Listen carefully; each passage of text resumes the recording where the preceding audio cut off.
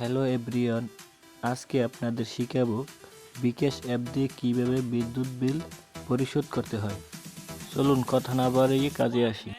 প্রথমে আপনার ফোনটিতে প্লে স্টোর দিয়ে বিকাশ অ্যাপটি ইনস্টল করে নেবেন। তারপর বিকাশ অ্যাপটিতে প্রবেশ করবেন।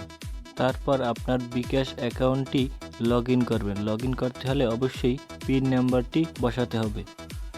একটু অপেক্ষা করার পর যেহেতু আমরা বিদ্যুৎ বিল দিব, সেহেতু আমরা পে বিলে ক্লিক করব। ক্লিক করার পর দেখুন অনেকগুলো অপশন চলে আসছে: বিদ্যুৎ, গ্যাস, পানি, internet, telephone, TV, credit card, সরকারি ফি, আরও বিভিন্ন পদের বিল পরিশোধ করতে পারবেন। আমরা যেহেতু বিদ্যুৎ বিল দেব, সেহেতু বিদ্যুৎ বিলের উপরে ক্লিক করব। ক্লিক করার পর দেখুন অনেকগুলো অপশন চলে আসছে। এর মধ্যে বেছে নিতে হবে আপনি কোনটিতে আওতাভুক্ত। যদি এগুলো না হয় এগুলোতে দিবেন না। আমারটা যেহেতু পল্লী বিদ্যুৎ, তাই পোস্ট পেইডে ক্লিক করব।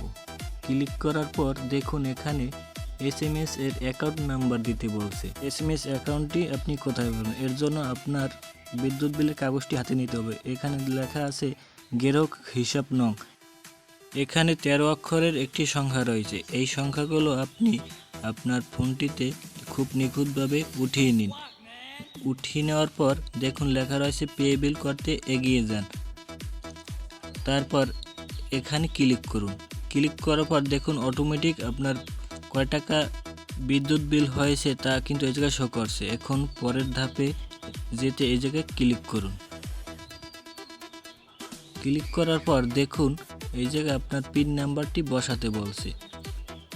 আপনার পিন নাম্বারটি বসিয়ে নিন। বসিয়ে নেওয়ার পর এখানে ক্লিক করুন। ক্লিক করার পর সাথে সাথে দেখুন একটি অপশন চলে আসছে। আপনার একটা আঙ্গুল কতক্ষণ এই জায়গায় চেপে রাখুন। চেপে রাখার পর দেখুন কিছুক্ষণ অপেক্ষা করুন। অপেক্ষা করার পর দেখুন আপনার মোবাইলটিতে সাথে সাথে একটি SMS চলে আসছে। এই SMSটি আপনাদেরকে দেখাচ্ছি। এই দেখুন বিল সাকসেসফুল। এই ছিল আমাদের আজকের ভিডিও। সবাই ভালো থাকুন, সুস্থ থাকুন। আল্লাহ হাফেজ।